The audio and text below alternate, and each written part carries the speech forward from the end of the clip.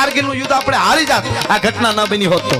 અને સાહેબ તેથી યોગેન્દ્રસિંહ યાદવ નામનો ઈ જેને કહેવાય યુવાન એને કીધું કે મુझे मेरे किशन के साथ भरोसा है, विश्वास है, वो मुझे वहां तक पहुंचा देंगे. હે કે ઈ મને ન્યા સુધી પુગાડી દે, મને થોડી ટુકડી આપો. અને સાહેબ બનેલી ઘટના છે રાહમાં ઓલી આંકડિયા વાળા જે બાંધી આંકડિયા લોખંડના આંકડિયા જે આવે દેશી ભાષામાં આપણે મીંદડી કહી, એ રાહમાં બાંધી અને 16,000 ફૂટ છે બરફની પાટ, જ્યાંથી કલ્પના જ ન કરી કે પાકિસ્તાન કે અહીંથી જાય, એ ટુકડીને લઈ અને યોગેન્દ્રસિંહ યાદવ ગયો. રાતમાં સડતો હતો 4 વાગે અને એ આમ ઘા કરતો જાય. એની હારે વાહિયાની થોડી ટુકડી હતી અને આગળ પોતે હતો.